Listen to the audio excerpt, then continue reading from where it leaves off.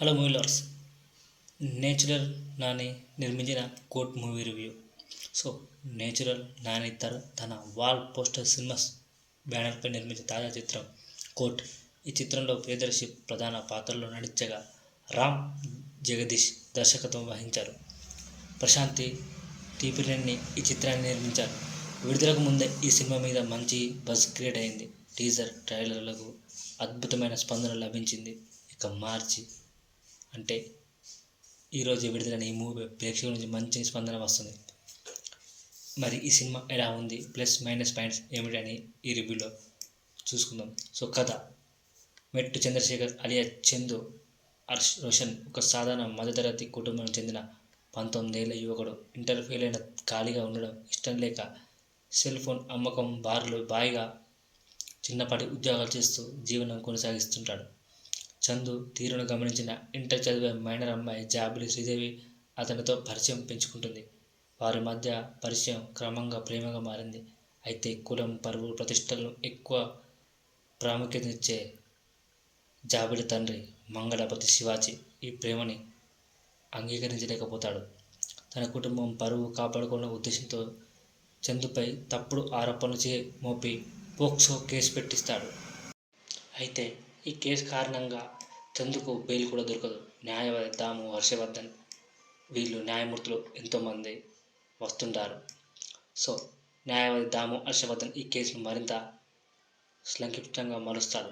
ఈ సమయంలో senior lawyer Mohan Rao Sai Kumar వద్ద అసిస్టెంట్గా పనిచేస్తున్న సూర్యతేజ ప్రియదర్శి ఈ కేసును టేకప్ చేస్తాడు. కోర్టులో సూర్యతేజ, లాయర్ దాము మధ్య తీవ్రమైన వాదనలు జరుగుతాయి.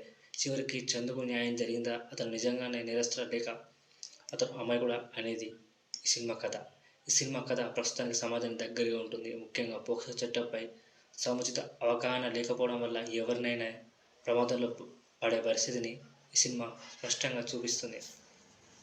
దర్శకుడు ఈ అంశాన్ని ప్రధానంగా ప్రస్తావిస్తూ చదువు అందరికీ చెప్పకపోయినా చట్టాల గురించి మాత్రం చెప్పాలి అనే బలమైన సందేశాన్ని ఈ సినిమా ద్వారా అందించే ప్రయత్నం చేశాడు. ఒక మైనర్ అమ్మాయిని ప్రేమించిన ఆమె అంగీకారంతో ముట్టుకున్నా కూడా అనేది నేరమే అనే అంశాన్ని ప్రియదర్శి పాత్ర ద్వారా చాలా బలంగా చూపించారు. ఈ సినిమాలో పోక్సో చట్టంలోని లోపాలను ప్రశ్నించే విధానం highlight point. First half and second half. So cinema మొదటి భాగం చందు జాబిలి ప్రేమ కథని చూపించారు. మంగళపతి క్యారెక్టర్ చాలా స్ట్రాంగ్గా రాశారు. కొన్ని సన్నివేశాలు లాగ్ అయినప్పటికీ ఇంటర్వెల్ ముందు కథ పట్టు బిగిస్తుంది. సెకండ్ హాఫ్ ప్రియదర్శి పాత్ర క్లైమాక్స్లో నడిన హైలైట్. కోర్ట్ డ్రామా ఆకట్టుకుంది కానీ పూర్తిగా ఎంగేజింగ్గా అనిపించదు. చట్టాల గురించి చెప్పే డైలాగ్స్ సినిమాకి ప్లస్ పాయింట్స్ అని చెప్పాలి. సో నటనలో టెక్నికల్ టీం. సో ప్రియదర్శి సహజమైన నటనతో మెప్పించాడు. హర్షవర్ధన్, సాయి కుమార్ లాయర్లుగా బలమైన పర్ఫార్మెన్స్ ఇచ్చాడు.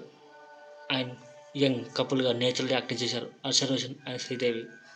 సో దర్శకత్వం రామ్ జగదీష్ నేటి సామాజిక పరిస్థితులను బాగా చూపించాడు. విజువల్గా పరంగా సినిమా నెక్స్ట్ లెవెల్లో ఉంది. సో ఇవి ప్లస్ పాయింట్. ప్రియదర్శి శివాజీ నటన చట్టాలపై అవగాహన కల్పించే కథ, ఇంటెన్స్ కోర్ట్ డ్రామా, చివరి 30 నిమిషాలు. సో మైనస్ పాయింట్ ఏం లేదని చెప్పాలి. కొంతవరకు నెమ్మదిగా సాగిన కథ, కొన్ని సన్నివేశాలు లాంగింగ్, ఎమోషనల్ కనెక్షన్. సో మొత్తానికి ఒక కోర్ట్ ప్రస్తుత సామాజిక సమస్యను చర్చిస్తూ పోక్సో చట్టం గురించి అవగాహన కల్పించే ప్రయత్నం చేసిన చిత్రం. ప్రియదర్శి, శివాజీ, హర్షవర్ధన్ నటన సినిమాకు ప్రధాన బలంగా నిలుస్తాయి. కోర్ట్ డ్రామా, క్లైమాక్స్, డైలాగ్స్ సినిమాకు హైలైట్. నాణ్యమైన సినిమాను అందించే వాళ్ళకు ప్రతి ఒక్కటి నచ్చుతుంది. సో న్యాయ వ్యవస్థలోని లోపాలను ప్రశ్నించే మంచి సినిమా. సో అందరూ థియేటర్ వెళ్ళి చూడండి. ఈ ఛానల్కి కొత్త వస్తున్నారు, సబ్స్క్రైబ్ చేయండి, లైక్ చేయండి, షేర్ చేయండి. Thank you.